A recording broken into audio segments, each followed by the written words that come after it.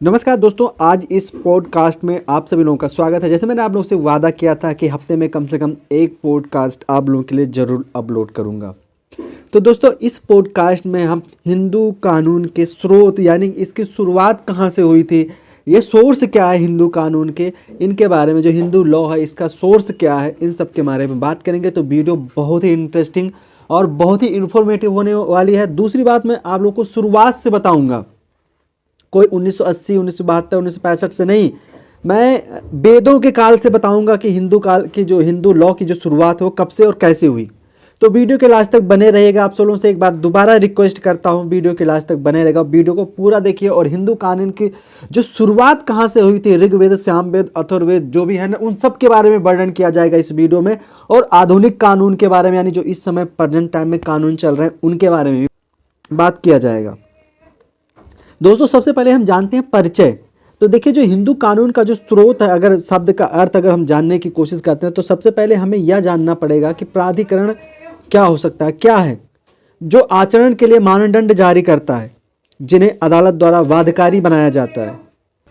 दूसरा, कानून का स्रोत उस शब्द व्यक्ति को संदर्भित करता है जो कानून बनाता है, अंततः या उस सामग्री को भी संदर्भित करता है कि जिसके नियम और कानून प्राप्त होते हैं। हालांकि इसका अर्थ कानून का स्रोत कानून शब्द या शब्द कानून साक्ष्य को संदर्भित करता है, और इसी संदर्भ में कानून का स्रोत शब्द को न्यायशास्त्र में स्वीकार किया जाता है। हजारों वर्षों से भारतीय उपमहाद्वीपों में लोग वेदों में बताए गए नियमों और अवधारणाओं का पालन करके अपना जीवन व्यतीत करते आ रहे हैं। ये सिफारिशें उन मानदंडों में बदले गई हैं और जिनका लोग पालन करते हैं और शासक उन पर अमल करते हैं, और वास्तविक कानून बन गया है। मौजूदा स्थिति को पूरा करने के लिए उसी कानून को संशोधित किया गया और कई संशोधनों में औपचारिक रूप दिया गया। सबसे पहले महत्वपूर्ण है हिंदू विवाह अधिनियम 1955, हिंदू दत्तक ग्रहण और भरण पोषण अधिनियम 1956, हिंदू उत्तराधिकार अधिनियम 1956 में कहा गया है जाता है कि हिंदू कानून देवताओं से आया है या कोई शुद्ध प्रथागत कानून नहीं है जैसा कि इंग्लैंड के आम कानून में होता है। इसके बजाय इसमें मानदंडों और कानूनों का एक सेट शामिल है जिनका सदियों से पालन किया जाता है और विभिन्न संस्कृत और हिंदू ग्रंथों में वर्णित है। इसका प्रमाण इस तथ्य से मिलता है कि कई नेताओं ने इन कानूनों का पालन किया जो आज इस अपरिवर्तनीय है। इसके अलावा भारत में ब्रिटिश शासकों और भारतीय कानून ने हिंदू पर इसकी प्रयोज्यता की पुष्टि की है। जहां तक कानून के साथ संघर्ष में नहीं है, हिंदू कानून चरित्र में गतिशील है। इसमें धार्मिक, नैतिक और कानून की नागरिक व्यवस्था शामिल है। जैसा कि हम सभी जानते हैं कि धर्म शब्द हिंदू कानून से जुड़ा हुआ है। हिंदू पौराणिक कथाओं के अनुसार धर्म शब्द का अर्थ है दायित्व।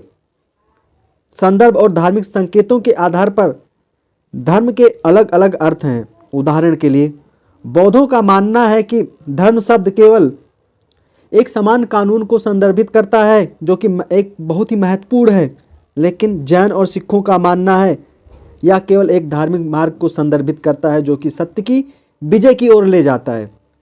हिंदू कानून के अनुसार धर्म विभिन्न प्रकार की जिम्मेदारियों को संदर्भित करता है। इसी तरह सामाजिक, कानूनी और आध्यात्मिक जिम्मेदारियां भी होती हैं। इस संदर्भ में धर्म को वास्तव में न्याय की अवधारणा के रूप में परिभाषित किया जाता है। इसीलिए हिंदू कानून को इस धर्म की एक शाखा के रूप में देखा जाता है या देखा जा सकता है, जिसका आधार धर्म है। यह अध्ययन हिंदू कानून स्रोतों के साथ मिलकर होता है। स्रोतों में कुछ विसंगतियां भी सामने आई हैं। इस समस्या के विभिन्न उत्तर भी देखा जाएगा, आगे हम उसमें बात करेंगे। अगर हम हिंदू कानून के मूल की बात करते हैं तो हिंदू कानून को दैवीय कानून माना जाता है। ईश्वर ने इन वेदों के माध्यम से मनुष्यों के समक्ष प्रकट किया है। वेदों में वर्णित जीवन की धारणा को विभिन्न चरणों और तपस्वियों द्वारा विस्तारित और परिष्कृत किया गया है। प्राचीन हिंदू विधेयक राजा नहीं थे बल्कि ऋषि थे। उन्होंने उनकी गहरी बौद्धिक कल्पना और दूरदर्शिता के साथ साथ व्यक्ति के सामाजिक व्यवहार के प्रति गहरी सहानुभूति के कारण अर्ध दिव्य व्यक्ति माना जा सकता है। ये वे विचारक थे जिन्होंने हिंदू कानून की स्थापना, जो कि धर्मसूत्र, धर्मशास्त्रों और कौटिल्य के अन्य शास्त्र में पाया जा सकता है। जैसा कि विभिन्न संबंधों, निबंधों और बाद के युग की टिप्पणियों द्वारा समझाया जा सकता है, विस्तृत किया गया है। कानून के शासन की अवधारणा को प्राचीन भारत में शुरू से ही स्वीकार किया गया था। हिंदू कानून लगभग 6000 वर्ष पुराना है। इस कानून और धार्मिक अटकलों की उत्पत्ति की पता वैदिक देवता वरुण के रीत या प्राकृतिक व्यवस्था के विचार से लगाया जाना चाहिए। पिछली संक्षिप्त ऐतिहासिक रूपरेखा से यह स्पष्ट होता है कि हिंदू कानून शुरू में क्षेत्रीय प्रकृति का था, जो कि आर्यावर्त या भारत के सभी निवासियों पर लागू होता है। हालांकि मुसलमानों के आगमन के समय इसे सर्वथा प्रादेशिक नहीं माना जा सकता था। यह एक केवल हिंदू समुदाय तक ही सीमित था। हिंदू कानून के अगर अनुप्रयोग प्रयोग की बात करते हैं तो हिंदू नाम प्रारंभ से पुराने फारसी पाठ में आया है। यह संस्कृत शब्द सिंधु से लिया गया है, जो कि भारतीय उपमहाद्वीप के उत्तर पश्चिम क्षेत्र में सिंधु नदी के लिए पुराना स्थानीय शब्द था। हिंदू वह है जो हिंदू धर्म का पालन करता है। चूँकि हिंदू धर्म ही कोई विशिष्ट परिभाषा नहीं है, इसीलिए यह निर्धारित करना अत्यंत कठिन है कि कोई व्यक्ति हिंदू है। परिणाम स्वरूप कौन हिंदू नहीं है शब्द के लिए एक नकारात्मक परिभाषा पर भी विचार किया जा सकता है। इसके अलावा अगर हम बात करते हैं हिंदू विवाह अधिनियम 1955 की धारा 2 के अनुसार हिंदू कानून निम्नलिखित लोगों पर लागू होता है। धर्म के आधार पर अगर हम बात करते हैं तो एक व्यक्ति जो हिंदू माना जाता है वह हिंदू निम्नलिखित में से किसी भी धर्म का पालन करता हो, जैसे हिंदू, जैन, बौद्ध या सिख। उच्चतम न्यायालय ने शास्त्री बनाम मूलदास, एक बहुत ही बड़ा, बहुत ही फेमस जजमेंट है सुप्रीम कोर्ट का, मामले में फैसला सुनाया था कि स्वामी नारायण आर्य समाज और सत्संगी जैसे हिंदू संप्रदाय भी होते हैं या हिंदू हैं। इनके अलावा जब व्यक्ति हिंदू धर्म में परिवर्तित हो जाता है तो शायद वापस भी लौट आते हैं तो उन्हें हिंदू करार दिया जाता है। पेरूमल बनाम पोन्नुस्वामी एक महत्वपूर्ण निर्णय में कहा गया था कि लोग हिंदू बन सकते हैं यदि वह ऐसा करने की इच्छा दिखाते हैं और उस इच्छा को साबित करने के लिए हिंदू प्रथाओं का पालन करते हैं। इसके बाद अगर हिंदू कौन है, कैसे हिंदू बनते हैं, इसके अगर बारे में हम बात करते हैं तो देखिए, जो पहला जो पॉइंट होता है हिंदू बनने का वो होता है जन्म से। अगर इसकी डिफिनीशन की बात करते हैं, यदि कोई बच्चा हिंदू माता पिता से पैदा हुआ है तो वह हिंदू जन्म से ही हिंदू होगा, और जब माता पिता में से कोई एक हिंदू है तो वह हिंदू घर में पला बढ़ा बच्चा भी हिंदू होगा। दूसरे पॉइंट की बात करते हैं, यदि कोई मुस्लिम व्यक्ति यहूदी, फारसी या ईसाई नहीं है तो वह हिंदू है। जब कोई व्यक्ति किसी अन्य कानून के अधीन नहीं होता है तो वह हिंदू कानून के अधीन होता है। हिंदू कानून के स्रोत की अगर हम बात करते हैं, जैसे कि मैंने बताया था, थोड़ा सा इंट्रोडक्शन हो गया। अब अगर स्रोत की बात करते हैं तो इसके दो स्रोत हैं, प्राचीन और आधुनिक। सबसे पहले प्राचीन स्रोत के बारे में जान लेते हैं। तो देखिए, श्रुति, स्मृति और रीति रिवाज हिंदू कानून के 3 प्राथमिक प्राचीन स्रोत हैं। इन तीनों ग्रंथों के अलावा टिप्पणियों और डाइजेस्ट प्राचीन हिंदू कानून स्रोत माने जाते हैं। श्रुति एक संस्कृत शब्द है जिसका अर्थ है कुछ ऐसा जिसे सुना जा सके। वैदिक लोगों के जीवन का वर्णन प्रायः श्रुतियों में ही किया गया है। यह 6 वेदांगों, उपनिषदों और 4 वेदों से बना है। जो ऋग्वेद, जो चारों में सबसे पुराना है और इसमें गीत और भजन शामिल हैं। यजुर्वेद, जिसमें अनुष्ठान और मंत्र शामिल हैं। सामवेद, जिसमें संगीतमय स्वर और प्रार्थनाएं शामिल हैं। और अथर्ववेद, जिसमें संगीतमय स्वर और प्रार्थनाएं और जादुई मंत्र भी शामिल हैं। श्रुति सैद्धांतिक रूप से हिंदू कानून का प्राथमिक सर्वोपरि स्रोत है और माना जाता है कि यह दैवीय रहस्योद्घाटन की परिभाषा है या भाषा है। परिणामस्वरूप यह हिंदू कानून का मूल आधार है और फिर भी यह कानून लागू होने योग्य नहीं है। स्मृति संस्कृत शब्द स्मु से आया है जिसका अर्थ होता है याद रखना। स्मृति मूल रूप से भगवान के उन शब्दों से संबंधित है जिन्हें ऋषि मुनि या ऋषि मूल रूप से बताना भूल गए थे, लेकिन ऋषियों ने उन्हें याद किया और अपने शब्दों में लिखा। इस प्रकार स्मृति का अनुवाद वह है जो याद किया जा सकता है। यद्यपि स्मृति ईश्वर का सटीक भाषा में नहीं है, फिर भी वह ऋषियों ने खोजों से जो सीखा उसे ग्रहण करती है और उन्हें उन सब संदर्भ में ईश्वर से उत्पन्न माना जाता है। ऋषियों ने रहस्योद्घाटन से जो कुछ भी याद किया वह उसे ग्रहण करती है। इस प्रकार स्मृतियाँ सुझाव देती है कि मानव लेखात्य मानवीय क्रिया को कानून की वास्तविक और प्रक्रियात्मक उद्घोषणा में डालता है। धर्मसूत्र, पुरानी स्मृति और धर्मशास्त्र एक नई स्मृति के प्रमुख स्रोत हैं। धर्मशास्त्र के या धर्मसूत्र की बात करते हैं तो सबसे पहले धर्म सूत्र क्या है इसके बारे में थोड़ा सा जानते हैं। तो आप लोगों को बताना चाहूँगा, ये 800 से लेकर 200 ईसा पूर्व के बीच लिखी गई थी। इनमें स्थानीय अनुष्ठानों, रीति रिवाजों के साथ साथ विभिन्न कार्यों पर वैदिक उपदेश शामिल थे जिन्हें एक व्यक्ति को विभिन्न रिश्तों में करना चाहिए। सूत्रों का संक्षिप्त और सीधा अर्थ होता है जिसे याद रखना आसान होता है। स्रोत सूत्र अनुष्ठान संबंधी, गृह सूत्र घरेलू संबंधी और धर्म सूत्र अनुशासन संबंधी। ये 3 प्रकार के सूत्र कानूनी संबंधी हैं जिसे गौतम कानूनी और धार्मिक विषय, बोधायन विवाह और विरासत संबंधी चिंताएं, स्तंभ वशिष्ठ धर्म सूत्र, कुंवारी विधवा का पुनर्विवाह के 4 महत्वपूर्ण विचारक हैं। अगर हम धर्मशास्त्र की बात करते हैं तो धर्मशास्त्र में हमारी नैतिक आचरण संहिता बताई गई है। यह धर्म सूत्रों पर आधारित है और अन्य ग्रंथों की तुलना में अधिक सटीक और व्यवस्था था। धर्मशास्त्र सौदे में 3 सबसे महत्वपूर्ण मुद्दे हैं थे: आचरण, व्यवहार और प्रयासरित। मनुस्मृति एक संस्कृत शब्द है जिसका अर्थ है, इसे हिंदू कानून का सबसे आधिकारिक स्रोत माना जाता है। इसके रचयिता मनु को प्रथम मानव माना जाता है।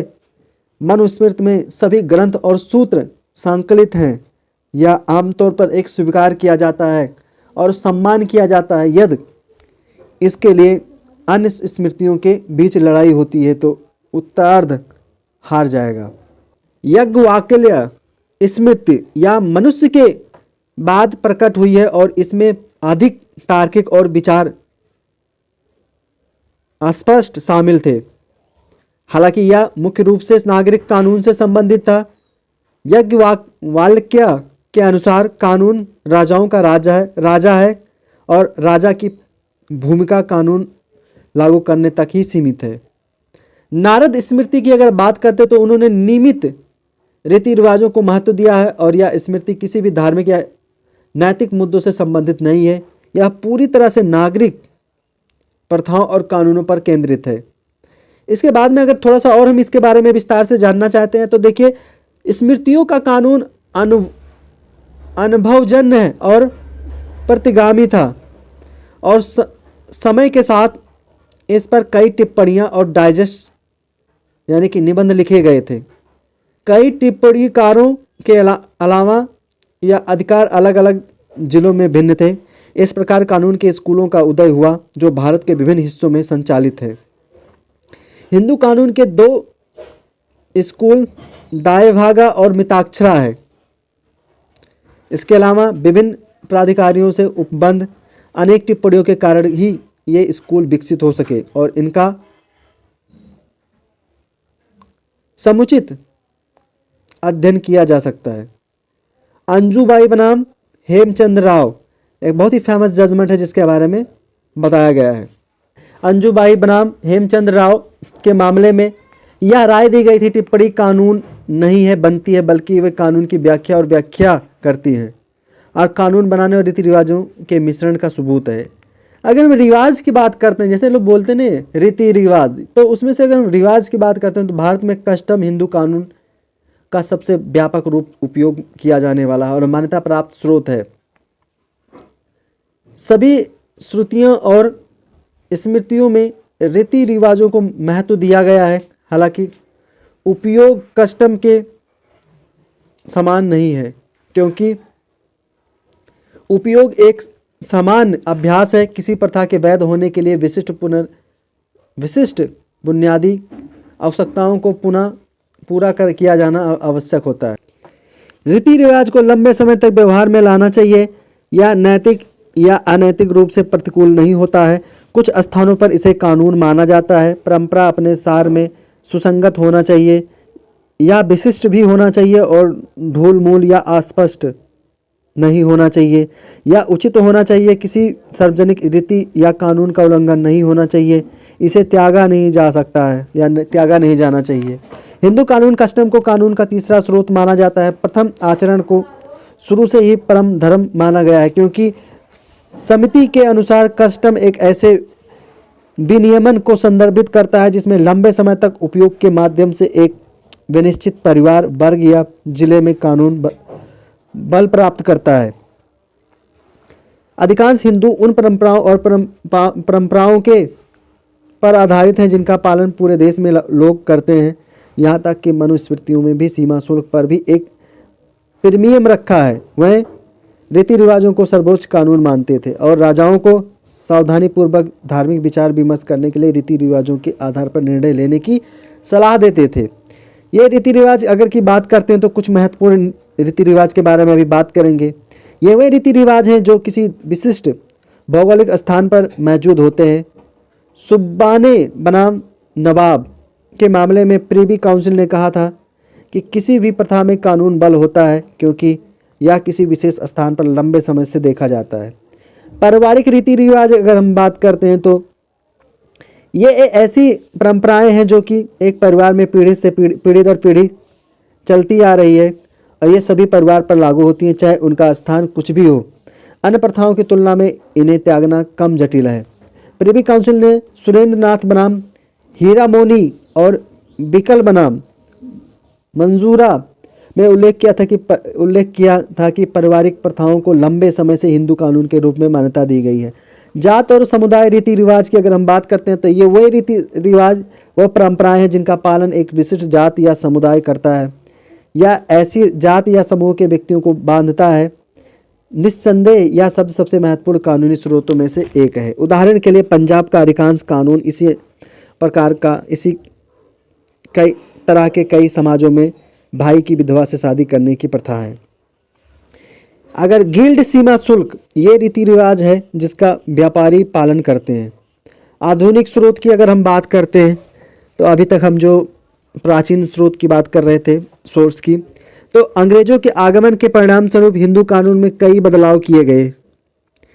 इसके परिणाम स्वरूप हिंदू कानून के आधुनिक स्रोतों का उदय हुआ। 3 आधुनिक स्रोत हैं: समता, निष्पक्षता, अच्छा विवेक, मिसालें और न्यायिक निर्णय। समानता, निष्पक्षता और अच्छा विवेक। कभी कभी किसी न्यायालय के समक्ष कोई विवाद उत्पन्न हो जाता है तो जिसे किसी भी सुलभ स्रोत से मौजूदा नियम को लागू करके हल नहीं किया जा सकता है। हालांकि ऐसी स्थिति असामान्य है या संभव है क्योंकि उनके उभरने वाली हर परिस्थितियों को नियंत्रित करने वाला एक समान कानून नहीं होता है। कानून के अभाव में अदालतों के पास विवाद सुलझाने के अलावा कोई विकल्प नहीं है। फिर भी वे ऐसा करने के लिए बाध्य हैं। ऐसी स्थितियों पर भी निर्णय लेने के लिए न्यायालय मूल रूप से मानदंडों और निष्पक्षता और उपयुक्तता के मानदंडों का उपयोग करते हैं। इसे न्याय, समानता और अच्छे विवेक के सिद्धांतों के रूप में जाना जाता है।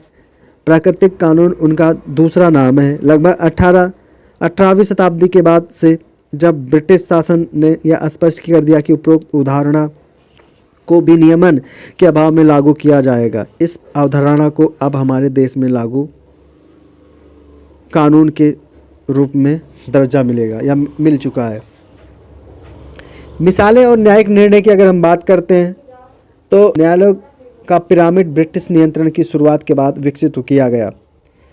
विसार का सिद्धांत समान मामलों को समान रूप में व्यवहार करने के आधार पर बनाया जाता है। प्रिवी काउंसिल के निर्णय जब भारत के सभी अधीनस्थ अदालत पर अनिवार्य है तब तक कि सर्वोच्च न्यायालय द्वारा संशोधित न किया जाए, जिनके निर्णय स्वयं को छोड़कर सभी अदालत पर बाध्यकारी होते हैं। कभी कभी हिंदू कानून पर भी न्यायिक निर्णयों को कानून का स्रोत कहा जाता है।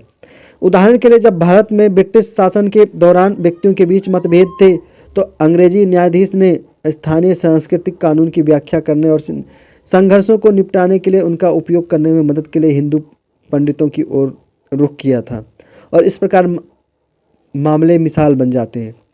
अगर विधान की बात करते हैं तो देखिए, विधान संसद के संहिताबद्ध कानून है जो कि आधुनिक समाज के अनुसार हिंदू कानून के निर्माण में आवश्यक भूमिका निभाते हैं। स्वतंत्रता के प्राप्ति के बाद में हिंदू कानून के कुछ महत्वपूर्ण तत्वों को वास्तव में संहिताबद्ध किया गया, जैसे 1955 हिंदू विवाह अधिनियम, 1956 हिंदू दत्तक ग्रहण और भरण पोषण अधिनियम, फिर 1956 हिंदू उत्तराधिकार अधिनियम, 1956 का है हिंदू अल्पसंख्यक और संरक्षता अधिनियम व अन्य महत्वपूर्ण कानूनों के उदाहरण हैं। संहिताबद्ध कानून द्वारा निपटाए गए सभी बिंदु संहिताकरण के बाद निश्चित है। यदि अधिनियम में ही एक स्पष्ट बचत प्रदान की जाती है तो अधिनियम सभी पूर्ववर्ती कानूनों का स्थान ले लेता है, चाहे वह परंपरा पर आधारित हो या अन्यथा। पुराने पाठ कानून में उन स्थितियों में आवेदन शामिल है जो कि विशेष रूप से संहिताबद्ध कानून द्वारा कवर नहीं किए गए हैं। अगर इसके बाद में अगर हम ये करें कि अगर हम निष्कर्ष की बात करते हैं तो अगर इन सभी जो कानूनों के बारे में अभी तक हमने पढ़ा है तो जैसा भी पहले इस थीसिस में कहा गया है कि हिंदू कानून को ऋषियों द्वारा बनाया गया था, एक देवीय कानून माना जाता है, और जो दावा करते हैं कि उन्हें भगवान के साथ सीधे संवाद करके इसे बनाया है। हालांकि इस धारणा का समर्थन करने के लिए कोई सबूत नहीं है। हिंदू कानून अत्यधिक पितृसत्तात्मक, जातवाद और प्रकृति में आधुनिक नहीं है। कानून के लिए कानूनकरण के रूप में अपरिवर्तनीय टूटने की अवधारणा को अभी तक हिंदू विवाह अधिनियम 1955 के तहत मान्यता नहीं दी गई है। यहाँ तक कि हिंदू सुप्रीम कोर्ट ने इस बारे में अपनी चिंता व्यक्त की कि सबसे वैध आपत्ति या हिंदू कानून केवल हिंदू का सकारात्मक परिभाषा प्रदान करते हैं जो समय की कसौटी पर खड़ी नहीं उतरती है। यह सुझाव दिया गया कि अस्पष्टता से मुक्त हिंदू कानून का व्यापक संहिताकरण एक तत्काल आवश्यकता है। आशा करता हूँ दोस्तों ये वीडियो आप लोगों को बहुत पसंद आया होगा। नमस्कार।